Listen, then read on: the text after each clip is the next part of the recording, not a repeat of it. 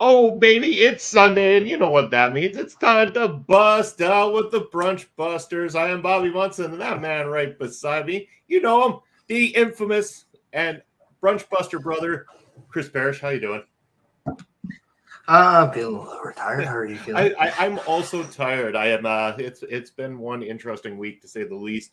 Definitely, I've been tired, feeling a little cranky, trying to work on it, trying to get happy. And you know what? It's a happy Sunday, so let's get the energy going. Let's get it all flowing. I know that last night I had Prairie Pro Wrestling, so I was up pretty late.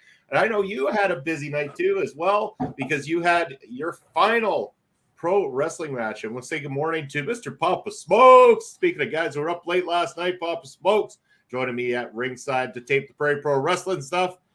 How you doing, Papa Smokes? And then there we got Mr. Bastard 69. Ryan, my man, how you doing? Hopefully you're feeling a little bit better there, buddy. Missed you last night at PPW. And yes, Pop Smokes, that was one hell of a PPW show last night. An electric crowd fired up right to the end, and they wanted more, which is what you want to do in pro wrestling. You want to leave that crowd wanting more so that they come back for the very next one. But Paris, let's talk about your match last night. The other PPW, there we go. Shout out to Pure Power Wrestling as well as Prairie Pro Wrestling. It's the only shirt I have, so that's right. Bob, I suppose we got to get Parrish a Prairie Pro Wrestling shirt, because wouldn't hurt to get a little extra. We need to get some OLE shirts. That's what we need to do. Well, but that's true. Time is a virtue, I guess. And just when I think the damn cat has left me alone, she's back for more. Good morning, Astrid. I tried, but I got a cat, man. There we go. Whatever. See if we can get to do it right now, man. Imagine if we can get the kitty to do that. I have my doubts, but no, it's not working. It's not working. She's resistant. My favorite thing I like to do is just hold the cat up like it's Simba. Like a Simba thing? Yeah. Oh, okay. All right, uploading this to YouTube. It is not meant for kids. We tagged it appropriately. As I fumble my words. But yes, how was last night for you? I want to hear all about your match with Lumberjack Larry, the experience, just anything that went down last night. I know we were chatting a little bit off screen, but let's talk to the people. Let's let them know, how did things go last night for yourself? The match went really well. I came up on the losing end, but I mean that just happens. I did tweet out. I guess I forgot to kick out rookie mistake. That is not true. That was just a joke, people. Yeah. Could not. I got beat up. So, but yeah, no, Lumberjack Larry's a great competitor. Absolutely tough as nails. His only flaw is that he's an Eagles fan. But outside of that, absolutely just a stud in the ring. So, yeah, a great match. A little bittersweet that it was last one, but I had a lot of great people there for supporting. I know Astrid got to watch it because our own Melball was filming it for her. So, just having a lot of people there for this. It was really nice, so I appreciate that. And we got Pop Smokes coming in with a big congrats there, Parrish. And again, it's bittersweet, right? I mean, coming to the end of that and everything like that, it would have been nice to be able to see you do some more work, especially if you could have come out our way. But hey, instead of coming out our way for getting yourself beat up, you got to come out our way sometime and have a good old party, a good old party. That's good. Well, that's my one big thing too in the entire time, that I never had a drop of alcohol in my system prior to going into that ring. So now that when I come down, I'll say when, because it's not an if, it'll be when. We'll get a little bit of the effed up. Oh, we sure will. Trust me. We'll be drinking a lot of shakers, but none of the Rogue Energy kind. We might use the Rogue Energy shaker, but it's not what will be on the inside. Actually, true story. I did not. I am an energy drink guy. I did not have a single energy drink, but I did have a lot of Rogue Energy for that. So my last match was fueled by Rogue Energy, where you can go to rogueenergy.com. Use the promo code OLE pods and receive 10% off your order. No word of a lie. I got 2 shakers right here. Rocket Pop and Strawberry Kiwi. I recommend getting your Strawberry Kiwi while supplies last. That's the big seller too, isn't it? That's the one that they tend to run out of quite frequently. Yeah, and I love the shakers too, because like one is definitely larger than the other, so it's like, oh, it's quite funny because They're really nice looking shakers. I got to say that. Like, I mean, those are some sleek looking designs. I like them. I wanted to like I don't know, it blew my mind with the price difference of them because I was like, it's just a shaker, but I mean, they have some really nice ones. Like I think one's called like Gladiator. I want to get that. I mean, it looks cool. I mean, anything that's like a black and gold, I'm totally in. I'm not gonna show any. Maybe because I'm a Saints fan, I don't know, but I just like black and gold. So Is that the reasoning that you became an NXT fan then? The black and gold's what drew you in? The Saints colors, all that kind of stuff? no, no, not no. I was an NXT fan because they had awesome action. But no, I mean, I'm just a wrestling fan, and I'm not a wrestling fan again now. So it's weird that that's what I am now. I'm just a fan again, only a fan. Oh, you're not just a fan. You're not just a fan. You're a personality. Whether it's in the ring or on screen, you are a personality when it comes to pro wrestling, and that will change. I'll keep that sauce. So, but speaking of wrestling, that I think this is a wrestling show, is it not? I guess so. I guess so. Sometimes, anyway. I know I'm not allowed to flash people on the show, so it must be a wrestling show. So what's everybody watched this week? Let's find out. Let's go to the chat. What do you guys checked out this week? What are the topics for the week? I don't know. I didn't write anything down. I think I saw a few things.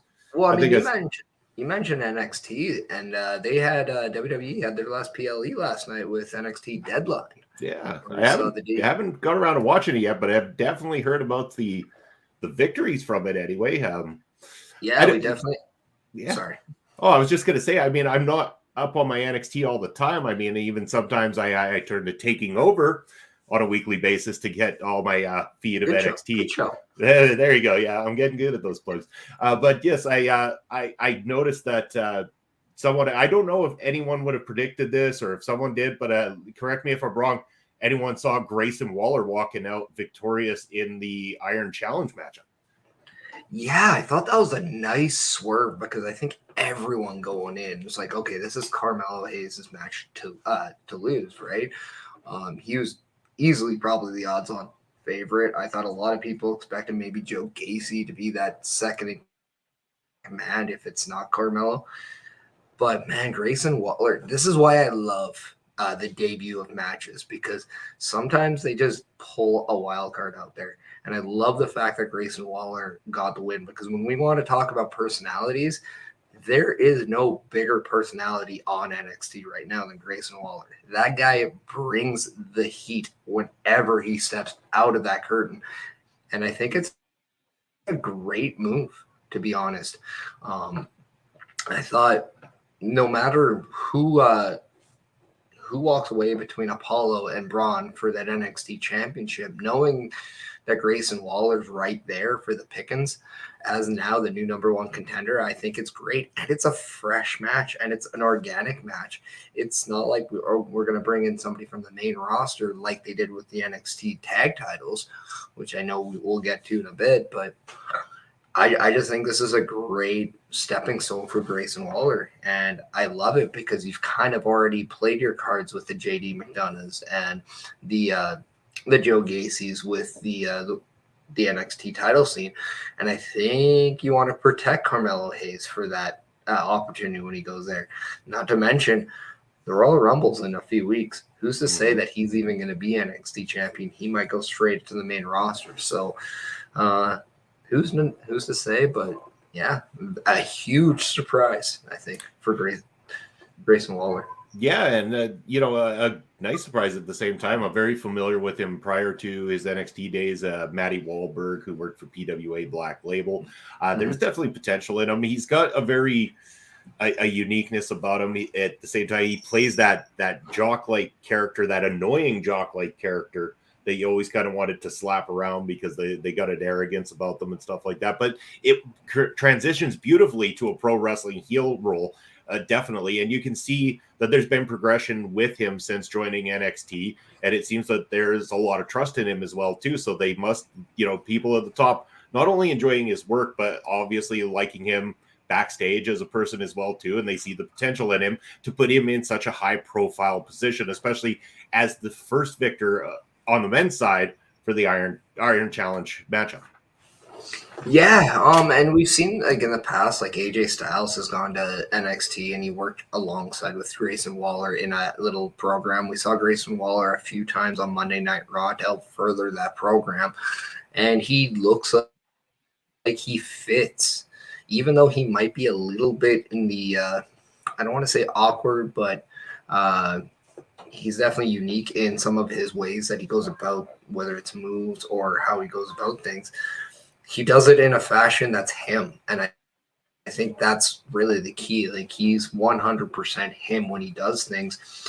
So no matter if it looks a little bit different than maybe your traditional wrestlers, you believe him. So he's very confident, very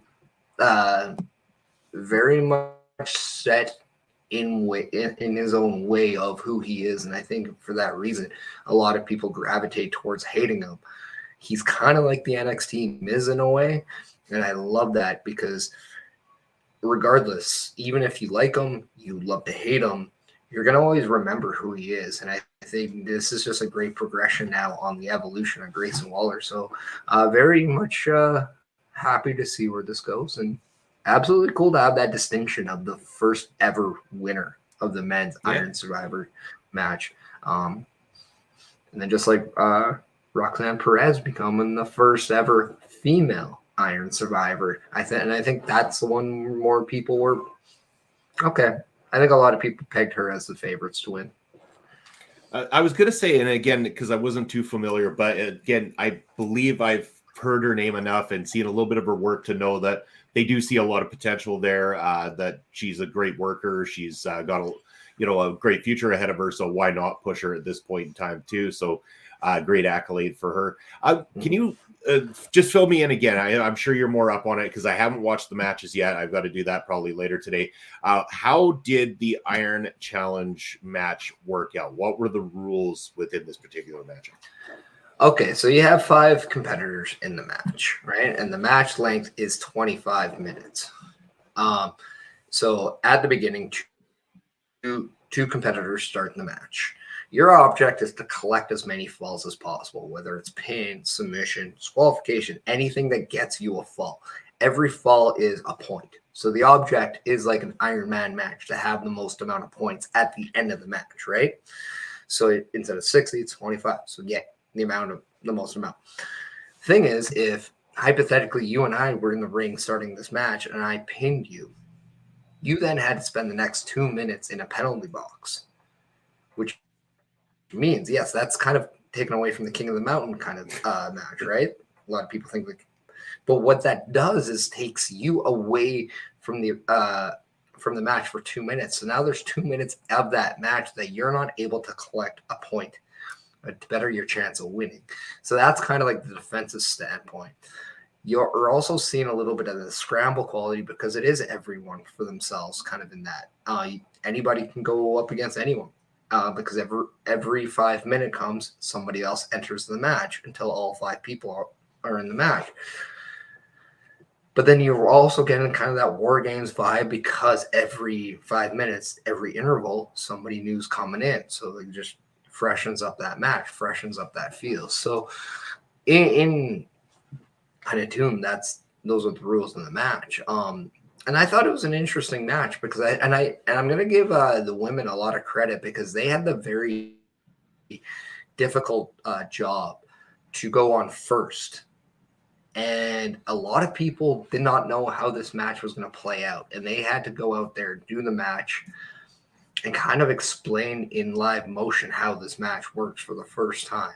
You kind of had that same feel when the first elimination chamber match happened. A lot of people were kind of unsure about the rules. They kind of just they kind of learned as they go. And it's not exactly the easiest task. So I thought the women did a great job. I thought the finish was fantastic with Roxanne Perez being in the lead. I believe it was Indy Hartwell got her finisher off on her. But as the time was expiring, Roxanne Perez, veteran move, rolls out of the ring, so the pinfall cannot happen. Therefore, she wins the match. I thought that was a very good defensive strategy on her end. So, yeah, I thought they did a great job, and I thought the matches went very well. I don't think there's a lot of confusion in the live crowd. I think, if anything, it's probably the people that weren't paying attention to the product, who did not understand the rules of the match. But at the same time, these matches were great. The pace of the matches were awesome. The action itself was fantastic. And I think the more and more we see this match, the more people are going to just get it, cling on to it, and be completely fine with the rules.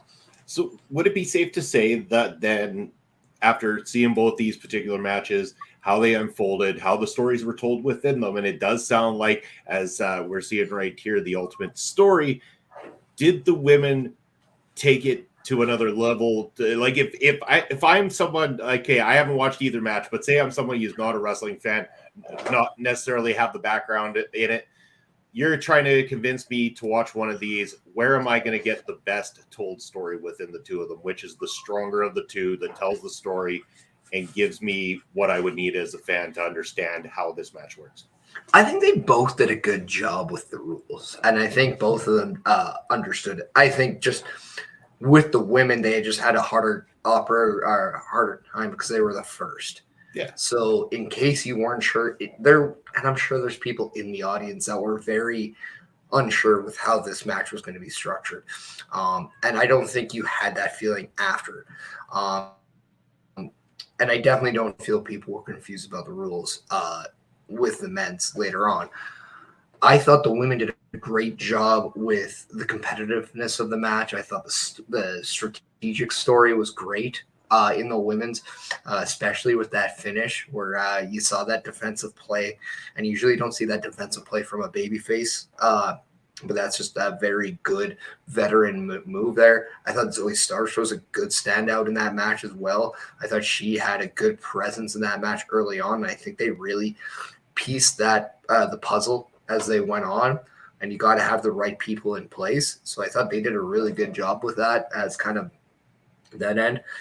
But at the same time, I thought with the men, you also had that physicality kind of in that match. You also had that, just a different style. And we've seen in the past, whether it's on the main roster, we just saw it more recently with the War Games match, but also the Royal Rumble match. It's not exactly the easiest thing to have two different stories in the same match, and you want to keep the two separate. And I thought they did a great job with that. And in the long run, I thought NXT really claimed a new identity yesterday. So I thought that was really cool. If you wanted the best story, it all depends on what kind of story you wanted. If you wanted a great introduction, a great competitive match, and understand kind of how the match is played and a strategic story, I thought the women did a better job. But when it came down to a surprise factor and unpredictability, I thought the men delivered very much so on that one. Okay. So really, they both kind of aces by the sounds of it. So either one of them gives you the viewer something different. Again, I try to get a perspective of it, because again, when the rules are explained, it is, I do get that King of the Mountain. There's a little bit of blend of some of these different gimmicks that happen over time, and I know that can be a little confusing, especially when you're just hearing it for the first time. You haven't seen it played out, so I'm kind of curious to know. But definitely going to have to check these two matches out. It sounds like both of them delivered. And again, if anybody has checked it out and you want to find out some great reviews on the particular show that went down last night, or maybe you just would rather listen to somebody talk about it as opposed to actually going and watching it, then you want to check out last night's special edition of Taking Over with Ed and Astrid, who broke down everything from the show. And you can go check that out right now on all our channels. So definitely tune into that. It was a great review show there, and they do wonderful work like they will be doing on a weekly basis every Tuesday night with Taking Over as well too. Yeah, and probably the surprise of the night where we saw the New Day becoming the new NXT Tag Team Champions.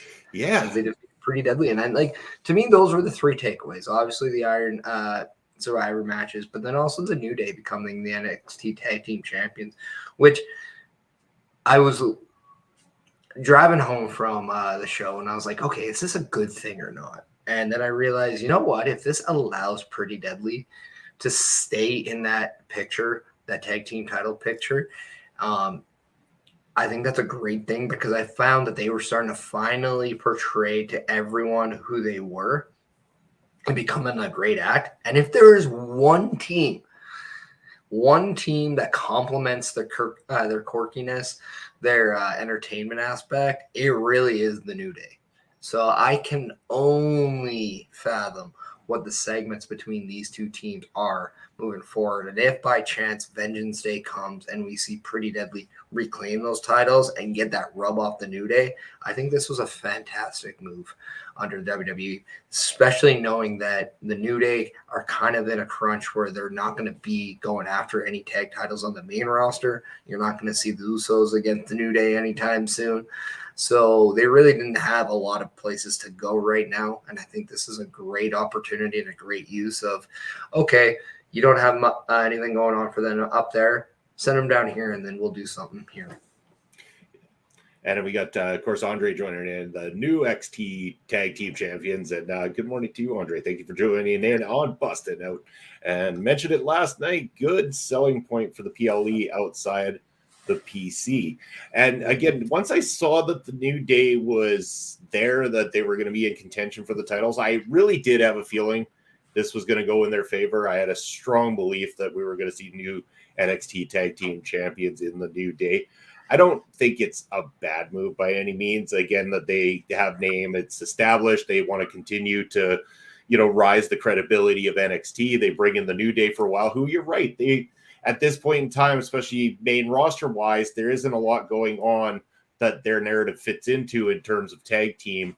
So why not have them come down there for a while, work with some of the teams there, get those teams experience, and once they do drop the titles back or drop the titles to whomever they drop them to, that is a big rub for whoever takes the belts off of them, because you're not only beating the current NXT Tag Team Champions, you're beating the, former multi-time tag champs and a team that, albeit has just had that memory brought down to second place, were at one point the longest tag team champions in WWE history. Yeah, and I think it's easy to say that New Day as a collective could be the most decorated tag team in WWE in the most recent era and in possibly ever when it's all said and done. They're one of the best acts going in professional wrestling, one of the most one of the more longer acts too. As I believe they kind of started back, I want to say WrestleMania 31 or even 30. So might even before that, but just seeing kind of how the New Day have evolved and kind of some of the barriers they've broken over the course of times. Like, remember, they were in their downloadable characters in Gears of War. Yeah. The success Xavier Woods has outside of WWE with Up, Up, Down, Down, with his gaming channel, with the C4 when he was doing stuff there. And an appearance on Celebrity Wheel of Fortune. Yes. But then also we have that, international kind of vibe with Kofi Kingston and how influential he is, especially in Ghana and all those areas of the world too, especially when he became WWE champion. They bring a lot of notoriety down to NXT. They bring a lot of credibility to those championships. And then Intel will bring a lot of credibility to whoever they face. So yeah, this can only do wonders for Pretty Deadly, especially if they were going to continue, because if New Day came in and lost, where do you go from there?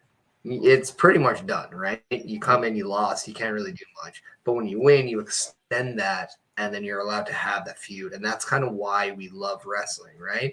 You have those feuds, you have those rivalries going on. And because of that, they hook you. And that's the whole point of wrestling, is hooking the audience. And I think that's a great thing. So very interested to see. And I think now that NXT is going back on the road, those are just selling points, like Astrid mentioned, to have people come in, because the New Day is an act people do pay to see. Yeah, you bet they are. And yeah, I mean, I see no fault in them choosing to do this. The only other booking way out of it, I think, would have been to have New Day cheated out of the victory or something like that, or they win by disqualification, so the belts don't change, and you would still have a bit of a narrative there. But them winning definitely has its narrative and is going to do wonders. And again, like you said, credibility to the tag belts over in NXT. So I think it's a win-win situation. It sounds to me like Deadline hit the mark last night in terms of everything. Yeah, there's an Eddie spot. Let's hear about this. Break that down for me. Oh yeah, the Eddie spot was absolutely hilarious. It was just a matter of everyone was throwing the championship to each other and pretending like they hit them, to the point where at one point, like if I can remember correctly, one of the members of Pretty Deadly threw the title to Xavier Woods, who then, and the referee was busy with Kofi. He then threw it to the other member because the guy from Pretty Deadly would then bump and pretend like he got hit. So then Xavier Woods sees that, he throws it to the other member of Pretty Deadly. He bumped. Well, the guy that just bumped for Pretty Deadly realizes this, gets back up. His partner throws him the title, bumps, and then throws it to Kofi, who the ref then was looking kind of like elsewhere, to the point where then Kofi just threw it on the ground, and then all four men are now laying on the ground with the championship. And the referee looks over and sees all four guys down, has no idea what to expect, and the crowd's just applauding in creative entertainment. So like it was just a great little spot, and the fact that it was done in a tag team atmosphere with all four individuals, I thought was just great, very creative. Yeah, I really get the. Sorry, I really get the impression, though, that Deadline was one of the more energetic and high-profile PLEs for NXT in the last little bit. Definitely one that kind of stands out a little bit stronger among the fans from what I've been seeing online, what I've been reading so far. Definitely sounds like they ended the year in beautiful fashion anyway. Yeah, and I know like we'll get to Final Battle right away, but the one thing I liked about NXT, and I think this is definitely something a lot of people liked beforehand, before they made the switch to 2.0, is that the takeovers and now like their PLE's Deadline, they're not like long shows. They're not like 6, 7, 8 matches. They're more or less 5, maybe 6, and they're usually 2 to 2.5 hours long. They never go on too long. They're pretty tight ran shows, and this was no different. And I think that was a great thing because a lot of people don't want to watch a 4-hour show every time with pro wrestling, right? So I think they do a lot of great stuff there. They amplify kind of the importance of each match. So by then it amplifies the show itself. And I think they did another great job going back to that format where it's one I always loved when the PLEs are not regular NXT time slots like they've done in the past. If it was their own Deadline, felt like it was their own like big show, which I'm happy NXT is going back to those again. Great identity for the new NXT. I think we're going away from TakeOver itself, and I think we're going to see their own kind of spin on it. So I like that aspect. Whereas when you get to Final Battle, there were about maybe 10, 11 matches, kind of a thing. So you're getting a completely different form of entertainment there. But yeah, and let's just cut the cord in this. NXT does not have the best professional wrestlers of all the rosters, but what they do have is a lot of characters, very entertaining show, and they play to their strength. Some of them are really good in the technical aspect. A lot of them are really good at the entertainment aspect, and I think that's a big takeaway from NXT is that they always hit the mark on what their strong suit is, and they don't try to be what they're not. Yeah, it really sounds that way, and they were up against competition too last night. So I mean, they really did have to put their best foot forward and do their thing and stick to their guns. Because I mean, when you're up against what presumably is the more pure wrestling show on the cards, you need a reason to draw the fans in, or at least draw in your niche set of fans because not everybody, like you said, wants to watch 4 hours of pro wrestling on a Saturday night. So, but you would have to if you wanted to watch Final Battle as well too, because that also took place last night, going head to head against NXT. Yeah, and if you like title changes, this is the show for you.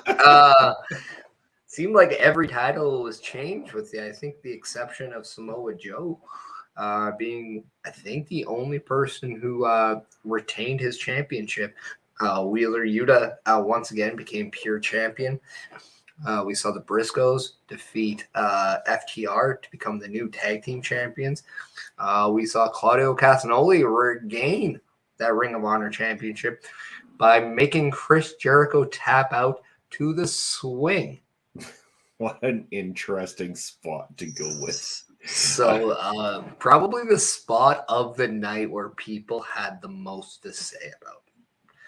I think when we're talking about the Eddie spot on Deadline, that's the one where everyone's just like, yeah, okay, love it, nostalgic factor, we love Eddie, awesome. This is one where it's different. This is the one where it's gonna get a lot of people. You either love it, you hate it. Polarizing spot. I thought it was creative. I thought it was different, and I thought it set them aside from from anything else you saw last night. So with that being said, good job to Claudio and Chris Jericho for in this time and age trying something new, having the balls to do it, and doing it pretty well, I thought. The best part about this, I'm thinking, is that the comical side of me wants to just picture Jericho on an amusement park ride or something like that as he's tapping out halfway through. He's on the roller coaster going down. I can't. Because I mean, the swing doesn't come across like something you normally tap to. But again, if you can't break the hold, if you can't get out, and eventually you don't want to be losing your lunch in the middle of the professional wrestling ring, I gotta say, I guess you would have to probably tap out at that point. And I guess being able to not go home walking like a complete alcoholic was a little bit more important to Jericho last night than holding on and retaining that Ring of Honor championship. Well, I mean, I think everybody's been in this situation where they've gone on a roller coaster and one of those people that they know or saw just wasn't feeling it, and they go on it and they're absolutely like sick to their stomach. They feel defeated. They do not want to do anything after it's all said and done. And it's funny because I think that's kind of what it was. And that's kind of how I imagined when I first heard about it. And I'm not that person who's gonna like be upset with it because I think that's hilarious. And knowing that guy there who is just, I've had enough, I'm done, I'm gonna be sick to my stomach. Knowing that that's Chris Jericho who can just about make anything passable. I just think it was a fantastic touch, and the fact that again they did something completely different, I just thought it was great. Like how can you dislike the fact that they tried something new and they tried to pop you with something you didn't expect? I think that's exactly what you want out of pro wrestling. I think depending on the people involved sometimes too, the fact that it was Claudio that pulled off the move, it's Claudio that people want to see as a champion in the first place because he's so universally loved that you can get away with something like that because it's believable. Claudio's been doing a move like that for so long, and the fact that the rotations just wouldn't stop. I mean, the narrative is there. It definitely works. Claudio's a big, strong dude. What are you going to do? I mean, you come out of that thing super dizzy because he's done. He's just going to go lock you up in something afterwards anyway. So, I mean, you can tap out or you could just wait to find out what move he's going to do next to put you down for the 3 count anyway. So I don't blame them for trying it. I don't blame them for doing it. I know it's probably going to be polarizing because what isn't? Wrestling fans are very polarizing, fickle people. So they tend to like what they like and dislike what they like. And there's always going to be controversies over what was good and what wasn't good, what decisions were made. I'm not opposed to this. I'm on the same side as you. I have no reason to reject this as an idea. Now, I hope they don't decide we got to do this again and again and again and again and again. Let's not make this the super kick now. But again, if it's something that you have in your back pocket and you want to bust it out every now and then. Nice.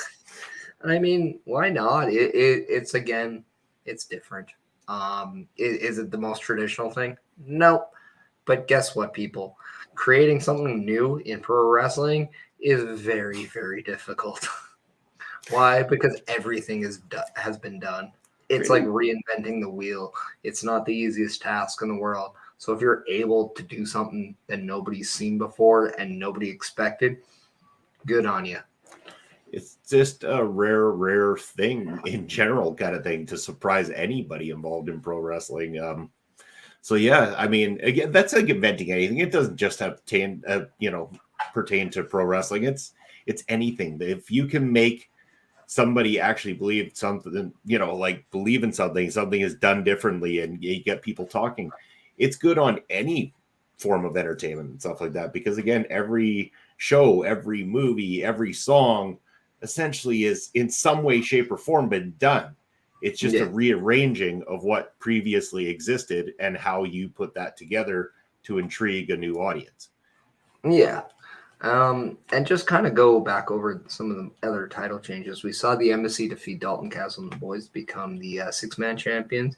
And so a title change I was very happy with because I'm a big fan of this person, but Athena becoming the new Ring of Honor Women's Champion by defeating Mercedes Martinez. I think a lot of people probably wanted Mercedes Martinez to retain. I'm just happy that they're doing someone with Athena because I thought she was, it's a typical, AEW brings in this ex-WWE person, and then 6 months later, nobody knows what they're doing with this person. Why not? So the single fact that now we have a direction for Athena, now that we know there's something going on, I just thought was absolutely amazing. Yeah, and I couldn't agree with you more. It's a talent that I thought should have been done with from the start. But the fact that now that's going to happen, the fact that she went over Mercedes Martinez and now has a championship, that is awesome news. Athena is a great talent, and I think that it would be a shame to waste her even more than previous company did prior to her exiting. So yeah, I mean, congratulations, Athena. I hope that this is not just a forgotten championship run. I hope that they really do something, because it sounds like more than anything last night, we talked a lot heavily about it with NXT, but ROH as well too. It was about building new stars. It seemed like both companies were doing different stars. But just as you see my partner in crime, Chris Parrish, just taking a little bit of a break. So while he does, and while I got everybody's attention, we got a lot of great talent here in our local establishment. We talked about taking over with Ed and Astrid, but we've got a lot of things on the calendar, and the month of December is no exception. We're rocking and rolling all month long with a lot of great things, and I want to play a little video for you to show you what you can expect this week from our local establishment.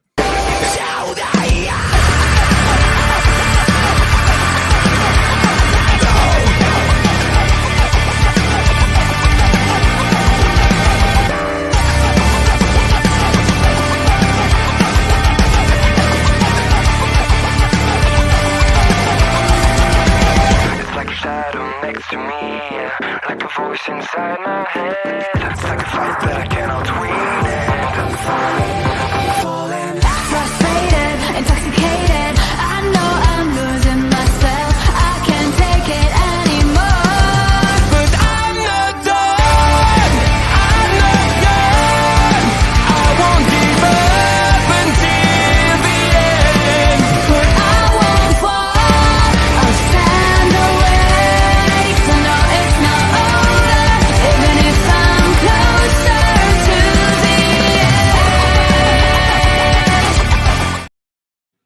And there's what you got coming up this week from our local establishment. Again, I wasn't too sure if Paramount Full definitely is happening tomorrow night, but I put it on there anyway as it seems to fit the schedule of the releases of that show. You'll see Melball's Mix on Friday, that one available through the Our Local Establishment social media. So definitely check that out, as well as all your regular programming. You'll see we have a special edition of Ring Respect Radio dropping this Friday. It'll be a pre-recorded interview. Myself and Papa Smokes are going to be joined in studio by the one and only Rich Bocchini, a guy who's been the voice of MLW over the last few years. And we're going to be picking his brain and seeing what we can learn from Rich Bocchini. His wealth of experience when it comes to commentary, I think, is going to be beneficial to myself and to Papa Smokes. Big time. I mean, we very much looking forward. Ambassador, yeah, nice. You bet, buddy. It's going to be awesome. Looking forward to talking to Rich. We've got that all set up. We're going to be recording on Wednesday, and we're going to be dropping that interview for you guys this coming Friday. So stay tuned for that. That's going to be probably happening early evening on Friday. So be checking it out. It's going to be great. We got a lot of great things coming up. And as you saw there, just a lot of great shows. And as I am joined once again by my brunch buster brother, just checking out the calendar, man, letting everybody know what's coming up. We got lots of stuff this week. And, maybe stuff that didn't even hit the calendar. You never know. It's busy, it's active, and things are on fire here at our local establishment.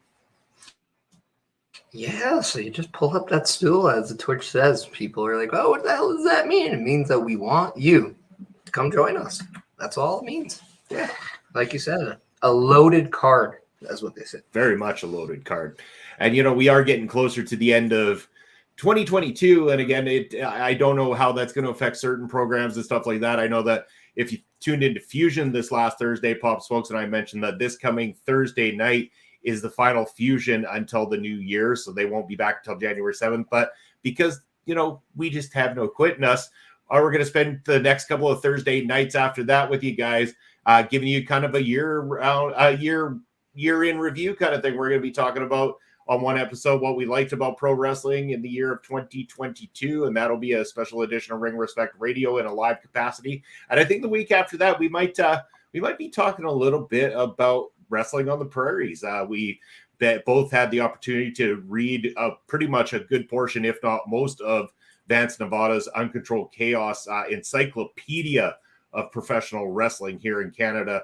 And so Papa Smokes and I are decided we're going to take some time talking about the prairie provinces, in particular, Alberta, Saskatchewan, and Manitoba, because there is a lot of heritage there that we want to speak about. And of course, Papa Smokes originally a Manitoba man, me originally an Alberta man, now both living in Saskatchewan. We figured that would be the best three provinces for us to discuss on that episode.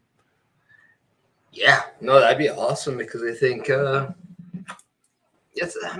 like, when we all know that, like, during these times, like, things get a little different. You don't always get like your regular broadcasting, whether it's with, streaming, whether it's with any wrestling show. So yeah, what do you do, right? Like, you got to call those audibles. Got to call it on the stream, brother. Well, you and I we have a bit of a conflict too, because Busting Out being a Sunday takes place on Christmas Day this time around. So it makes things a little complicated for some, of course, but we might not be on something, right? Yeah, that's right. We might not be on our regularly scheduled time slot on Christmas There Day. might be some spiked eggnog. Later that night, closer to the midnight hour-ish, we might, be pouring the booze and having a little bit of a party here on stream. It'll be a very special late night edition of Busted Out. And those late night editions, they get a little bit more PG-13 than this one. Oh dear. The After Dark special. Yes. Busted Out. Brunch Busters Unwrapped and ready to go. In fact, Busters After Dark, that means we're bad. Oh my God. I don't even know what to do. I'm already uncomfortable. All right, mic drop, we're out. Thanks, everybody. That'll do it. But I mean, we'd be remiss to say that we can't just go out right now. One, we're only like come on. Like a very unprofessional indie show, we go over time, people. Of course. But, and there's always a but. There's always a but.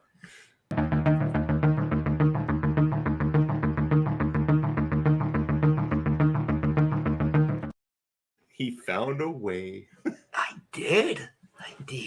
Not breaking news to know that the artist formerly known as Sasha Banks, Mercedes Renato is going to be at Wrestle Kingdom, but Dave Meltzer now reports that she is officially done with WWE as of right now from a contractual standpoint. I think a lot of people understood that her deal runs up around December, January. Dave Meltzer, take that as you will.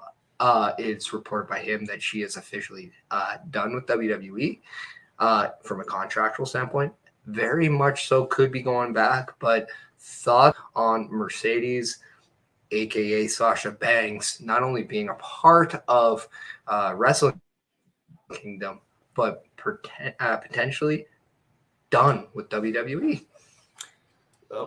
I mean, I'm curious to see the Wrestle Kingdom spot. I'm curious to see how she does outside of a WWE setting. I've not made it, much of a secret that I am not the biggest Sasha Banks fan. I don't think that she's up there for me. I wouldn't highly rate her as high as what a lot of people do. So this to me isn't like, I'm not hurt by this happening or anything like her being done with them. I am curious though, because again, she always gave me the mind frame that she seemed in it more for the entertainment side. She was in it more for the spotlight side of it rather than the wrestling side. And that's not what you get when you go to New Japan or anything like that. New Japan is more wrestling centric. And I'm very much interested now because if she's heading over there, this isn't going to be, a slouch match. Like she's going to have to give it her all. And I'm kind of curious to see how that pans out, how she works that match over there, what kind of style she's going to bring to the table. Because again, the Japanese style is a lot different from what they do in North America, especially in the WWE. Yeah, and it's been already reported by, I want to say Jay White. I could be incorrect on that, but that she could be the perfect female fit for the Bullet Club. So it'd be very interesting if that is something we're going to see moving forward. Also made me kind of think, hey, maybe this would have been a great solution to the Rhea problem. But at the same point, I'm looking at it and I'm like, you know what? I actually like Mia Yim in that role a lot better. But I'm very curious to see what the presentation is going to be. I have a weird feeling that we're going to see Sasha Banks just in somewhere else, just not being called Sasha Banks. My critique about her is that she's not that creative when it comes to her presentation. She's evolved, in my opinion, the least when it came to her presentation since the NXT days. But I'm also very curious because I know she's passionate about the business. I don't think that's something I question from her. But what I do want to know is what the presentation of her at Wrestle Kingdom is going to be. Just like you, I'm a very curious individual with that end. And if by chance this is the end for her in WWE, then so be it. If not, then I'm interested to see kind of where that goes. She wouldn't be the first person to want to venture out and do a few things outside of WWE, only to say, you know what? No, that is where I want to be. But if by chance she wants to go and do some stuff with New Japan, if by chance she wants to go to AEW, maybe have that match with Saraya again and have that redemption match, all the power to her. It's her career at the end of the day, and you got to do what's best for you and what you want. So I wish her nothing but the best, and I'm very curious on what she wants. I'm not going to lie, she's not the selling point of me to purchase Wrestle Kingdom, but I am going to be very closely intertwined with my attention span because I am curious on what she is going to do. Yeah. And I'll watch a Wrestle King. I'm not one that watches New Japan regularly like our own Melball and Andre do, and they do a great job of doing watch-alongs and reviews, so make sure to check out their channels and support them. I'm sure they'll be doing something of that fashion when it comes to New Japan Pro Wrestling. Even if Andre's still in the chat, let us know. I'm sure that's already a lock. But again, Wrestle Kingdom is always, it's the WrestleMania of New Japan Pro Wrestling in a sense. It's that big event. It's the one they put all the marketing into, all the, big events that's happened. This is right up there. I like it. I like watching it, and I'm very curious because again, it's a different style. It's going to have to be a different presentation. How well is she going to get received over there? Because again, she might be a star, but she definitely isn't their own homegrown talent or anything like that. Will she be immediately, accepted? And it's also different acceptance there too, because everybody is not, that audience isn't quite the same. This isn't the audience that gets off their feet and cheers and, or boos or does anything of the sort. This is very much based on performance in the ring and stuff like that. The moves matter. The match you put on matters. They're going to cheer, or not so much cheer, but clap and be respective of anything that you do that is solid inside that ring. So again, she's going to need to bring an absolute A game in order to get over big with the New Japan audience. Is she capable of it? For sure. There's no doubt in my mind she's capable of it. I've just, like you said, she's never progressed enough, never done anything that made me go, wow, like she's definitely up there for me in terms of star power.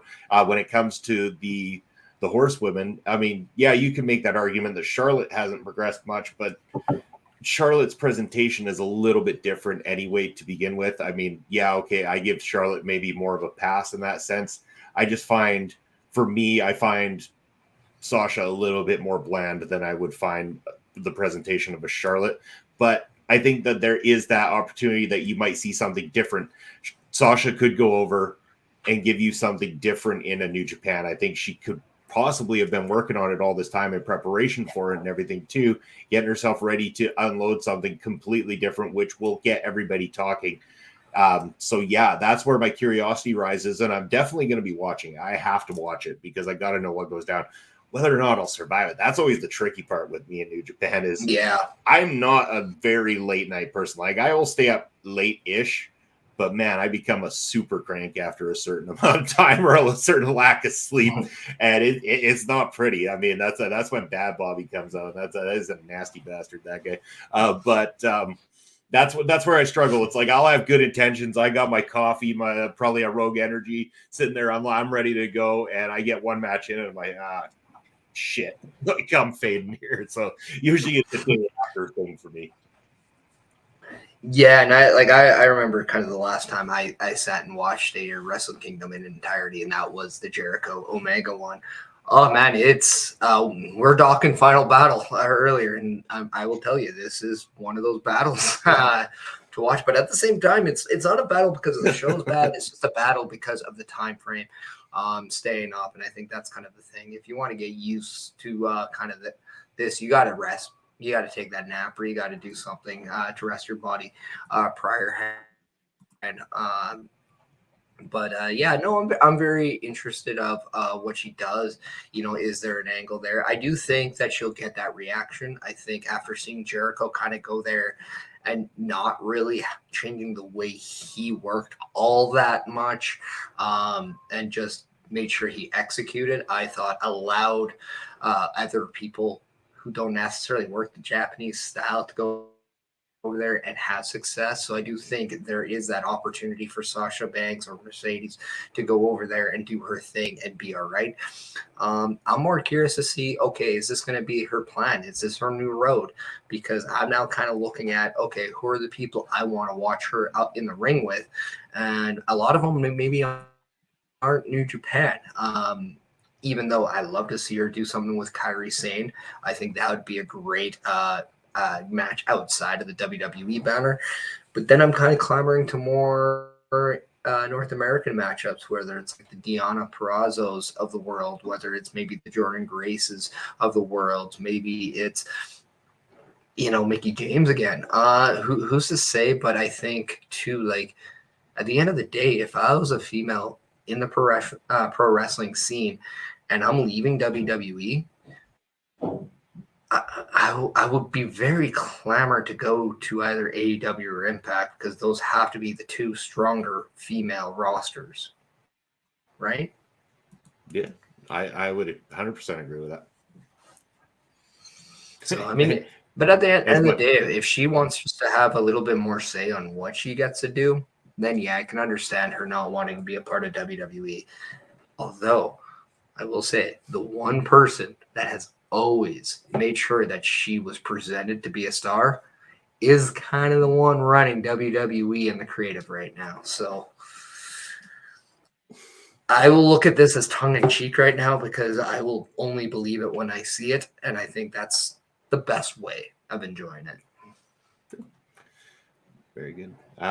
Yeah. So I don't know if I have any more to add to that particular subject or not. So what else do we got? But a good transition, because we're talking about someone currently in the performing scene making kind of decisions for herself. Yeah. We were also seeing a non-current performer kind of make decisions for himself, as William Regal has apparently used an out clause in his contract to get out of AEW and has been, from what I understand, confirmed to be WWE bound again. After starting over the British, or the group in the AEW, turning on Jon Moxley to help MJF become champion, only to be turned on by MJF. Now is rumored to go back to WWE. What are your thoughts about William Regal's decision to part ways with AEW and return back with WWE?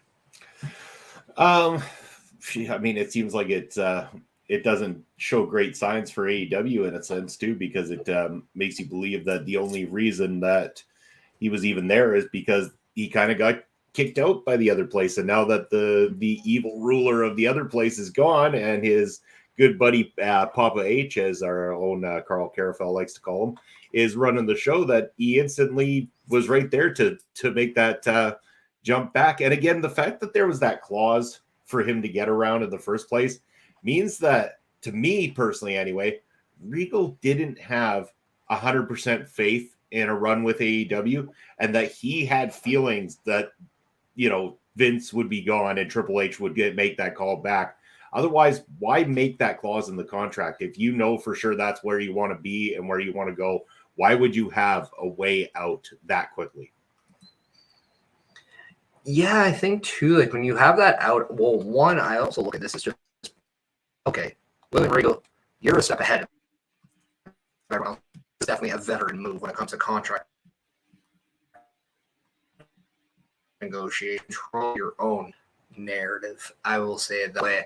But it's true though, like whether or not it's faith of the longevity of the decision of going to AEW, or if it's more or less of a, you know what, I want to do this, I want to try it out, and if by chance I feel this isn't for me, I want to have that ability to not work in an environment where I'm not happy.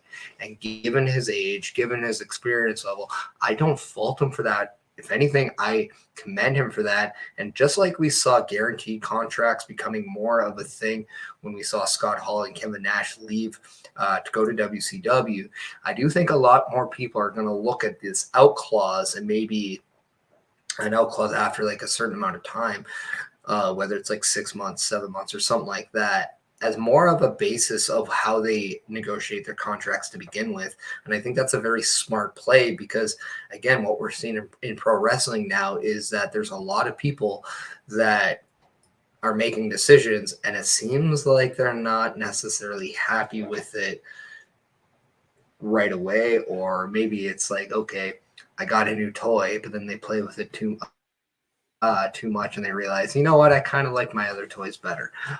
So it's hard to say what the real reason is. I would love to hear a sit-down interview with him. I would love to hear Ariel Helwani have that interview with William Regal. I think that'd be great. But the one thing I'm so excited, because it's the one thing I missed just a few weeks ago, moving forward, we're going to get William Regal helping you out every time we see War Games. There we go. That's the best part about it. Actually, the best part about it for the WWE side of things, again, is another reason that they were, smart to get Cody Rhodes back. They have now have two people on the inside, not just the inside of AEW from a perspective of somebody working matches. Their perspective is somebody a little bit more involved on the booking, the contractual side, the knowledge of how their business is working. And this is all very instrumental for the WWE in terms of taking out competition. It's something that they have done for years. And you could see Triple H really is taking it seriously. He wants to make sure that they are the number one brand, and having that knowledge when the contracts are expiring. Now he might get that information from Regal. Who can we look at? Who is easy to work with? Who can we get to that level from over there that we might be able to pluck in only a year's time? Again, a lot of those contracts are set to 2024, like MJF keeps using in his promos, that there is an opportunity for WWE to swoop in there and start nabbing up a few people that might be potential stars, might be people that they can work with and feel strongly that will work well with their particular roster and their particular brand. Yeah, and another one that we're hearing a lot about just from a contractual standpoint is FTR in April of 2023. We're hearing that kind of float around the interwebs. And this is the reason maybe why they're losing the Ring of Honor team titles. Maybe we're seeing this as more of a trend. Maybe they will be, as time progresses, dropping all the tag titles that they currently have, because maybe they are primed to make a different. They have said that they would like to take a year off wrestling. That could just be all smoke and mirrors, because who's to say they might not be saying this because they want to make another decision in April. And it's a real thing. Triple H becoming the new head of WWE has changed the game. Pun completely intended there. But when it comes down to his relationship with a lot of the active performers in today's world of pro wrestling, it's completely different from how Vince McMahon's relationship was. So yeah, you got to take that into account. And if people don't believe it, the proof is already there with the amount of people he's brought back. Cody Rhodes jumping ship and going to WWE. The rumors of Chelsea Green, Matt Cardona potentially going there, and the idea of them having maybe a series on E, I believe, the rumors going in.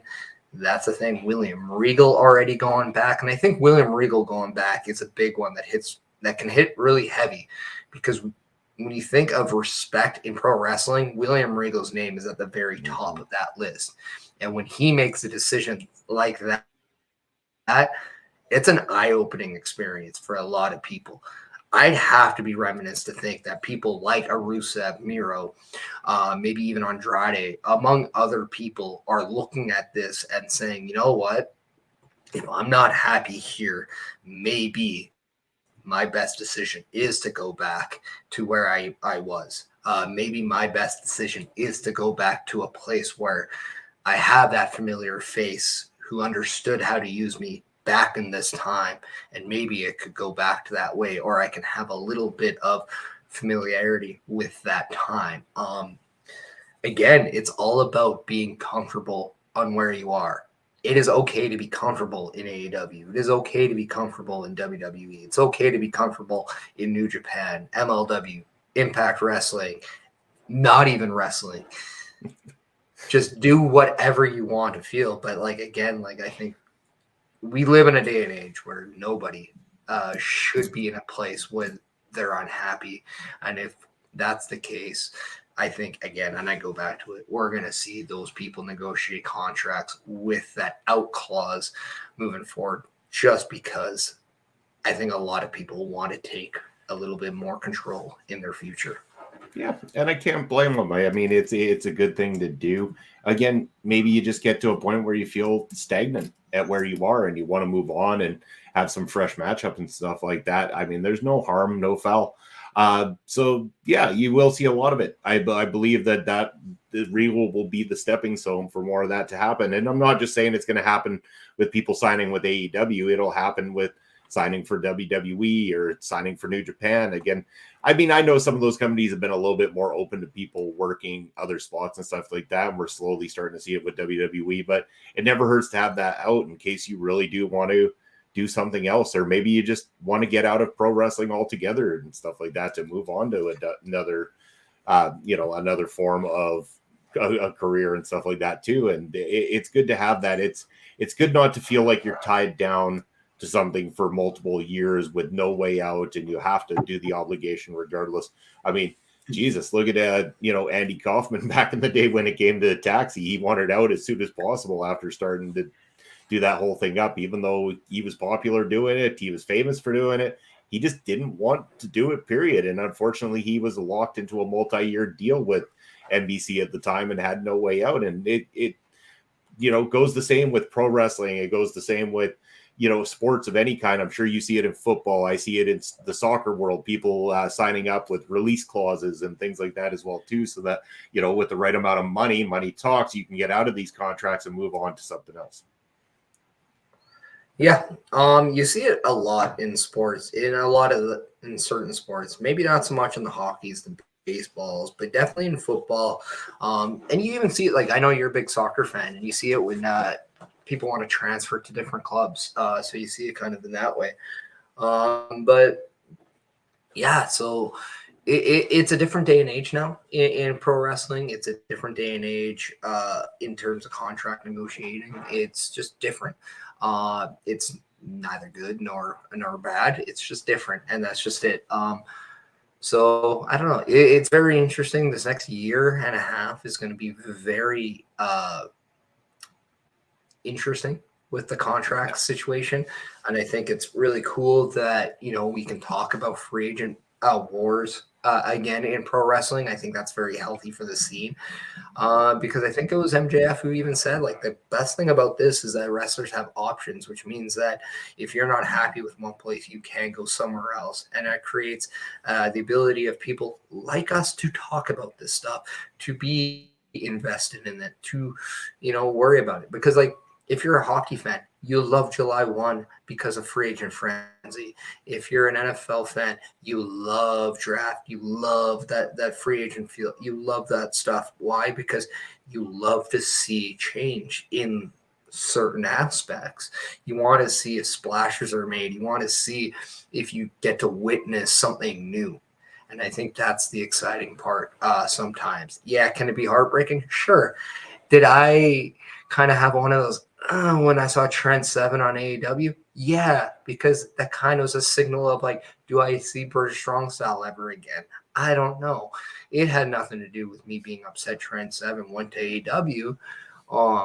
It was more or less of, hey, does this mean I'm not going to see him and Tyler Bate or Butch P. Dunne again? Hard to say. And it's like things like that made me kind of just be like, oh, okay.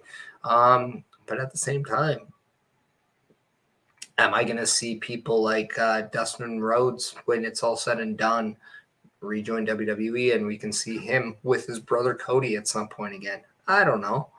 But what we do know is that we have that information a little bit more now about when contracts are going to expire. So the product itself is going to get more interesting. Does MJF's title reign become a little bit more diminished as we go into 2024, or does it amplify? So it's going to be very fun to watch. I can't wait. I'm very curious on the wrestling scene right now because it seems like change is happening throughout the scene, not just in one or two companies. And seeing as you mentioned him, and I think this could probably be maybe the topic of the night, the end topic anyway. You mentioned MJF, and on Wednesday night, I did check this piece out. Of course, I'm very invested in what MJF is doing because I think he's that great of a talent. But damn, Ricky Starks came to play on Wednesday night here. From my understanding, and I heard this on Busted Open Radio, is that Ricky Starks had certain drop points planned out for that particular promo. And all that just about got thrown completely out the window when he out there and just felt it and just did it. And kudos to Ricky Starks. He did an amazing job on the microphone. It was passionate. It was well said. I also got to give kudos back to MJF. And while I'll say this, yeah, he was outspoken on a microphone for one of the rare times in his career. But that is a testament to how good he is as a heel. When you have a heel that is so good at being a heel that you can fire up a baby face to throw out a promo, a passionate promo like that about how he just wants to beat the living piss out of this guy, that is what you need in pro wrestling. This is why heels and baby faces do matter. And in this case, it really mattered. MJF is so universally despised for the person he is, that Ricky Starks was able to deliver the best promo of his entire career and had the world talking after Wednesday night. Yeah, and I'm going to say like 2, maybe even 3 points. I love this for 3 different reasons. One, I love the fact that we're seeing somebody new go up against MJF because it creates a fresh scene over that championship. It's not redundant. So it's great that it's not Jon Moxley. It's great that it's not Kenny Omega. It's great that it's not Chris Jericho, CM Punk, Hangman Adam Page, people we've seen in that picture before. It's great that it's Ricky Stark. It's also great that it's maybe not a Jungle Boy or Darby Allin or somebody like that, because it's a fresh feud. I love it for the same fact that Ricky Starks had his coming out party. You know, you just introduced a new competitor for MJF. And if MJF just stands there and belittles Ricky Starks on the mic, he doesn't help anything. He has to let Ricky Starks get one up on him to have this be a feud people care about. You have the world title there. The last thing you want is your world title feud to be something people don't want to see. So the narrative of MJF got ousted by Ricky Starks, yeah, by design, people, because this is what we call a work. This is the exact reason why MJF is so good. He knows when to be beaten. He knows when to be the offensive juggernaut he is on microphone. But he also is smart enough to know when it's important for him to get ousted. And because of that, you now have stock in Ricky. And that's a great thing, because now when they have that match for that world title, you're invested because you are now linked to Ricky Starks. You care about him. You want to see how he does. You want to see that performance of a lifetime now. And now you have a world title match that is fresh. That is something you care about.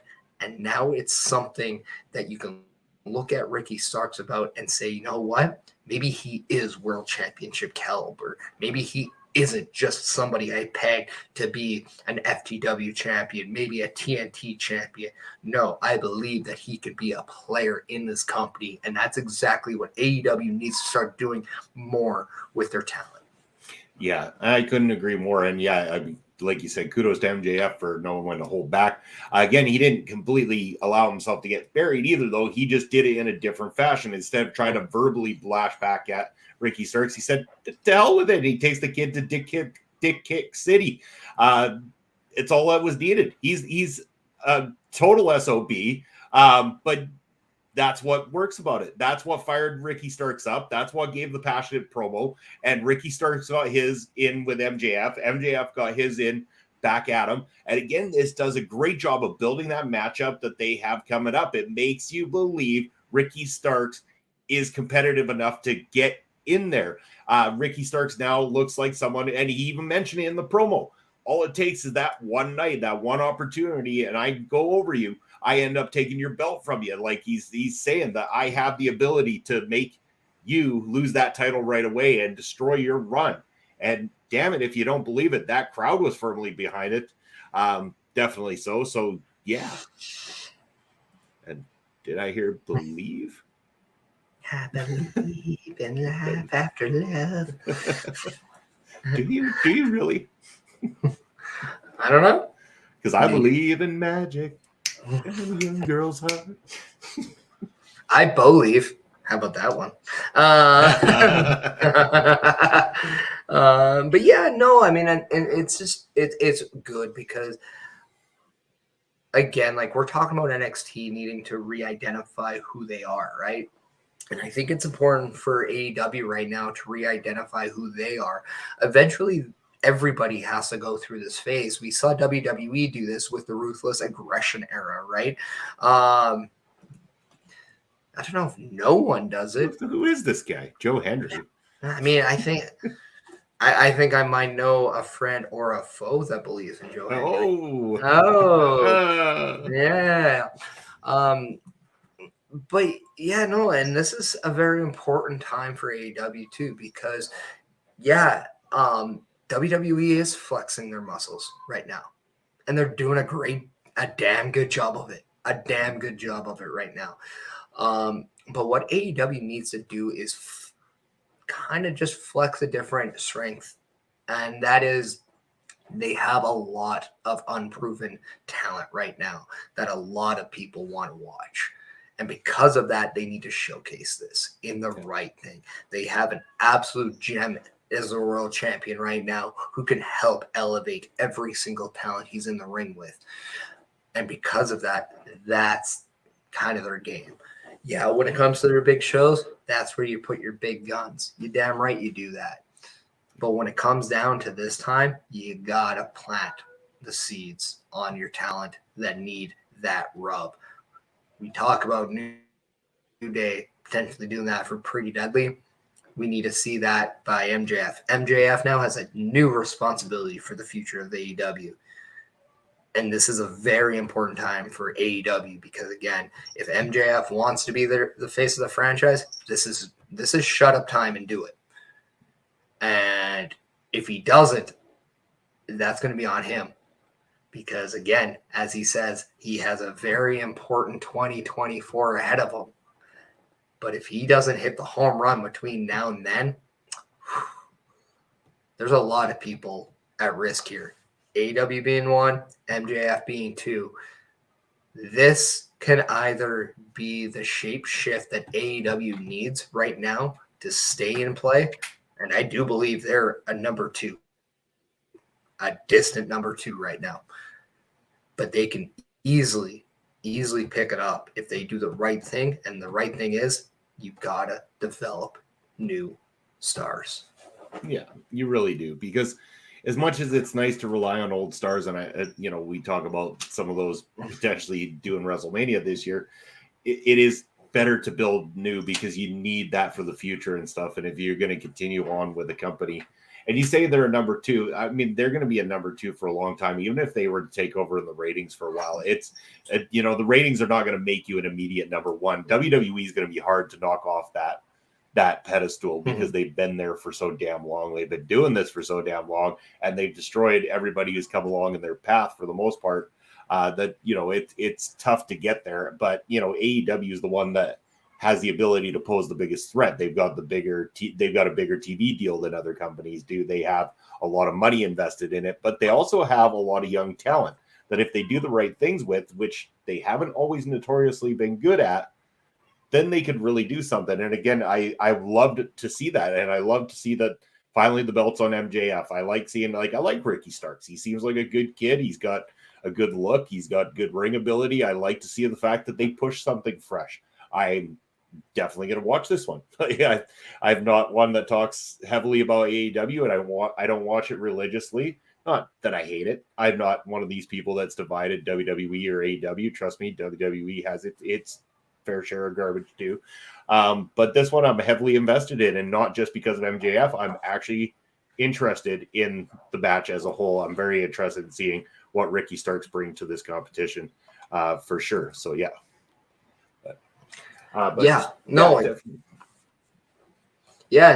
that's just it. Like sometimes you just gotta try something new and see what you have. And we do put a lot of emphasis on our sponsor, Rogue Energy, right now. And if you're kind of curious, hey, what do they have in stock?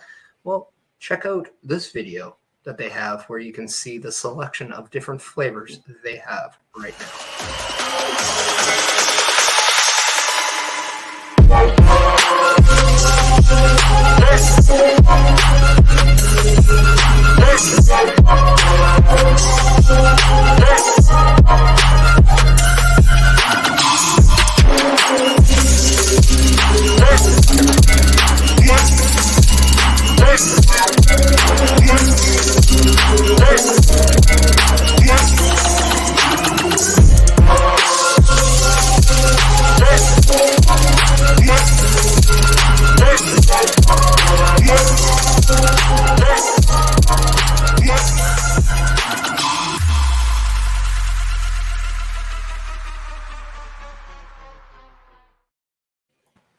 That's some damn cool stuff. That video is so Look at all those flavors.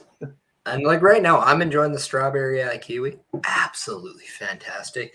In the big shaker, I had the rocket pop. Absolutely insane. Absolutely insane how much that does taste. So go check. You love it so much. You're double fisting the Rogue Energies. That's because I left an energy drink in my car and it froze, so I had to de-thaw it. Oh yeah, I wasn't smart. So yeah, it's a little bit on the icicle stage. It's an energy pop.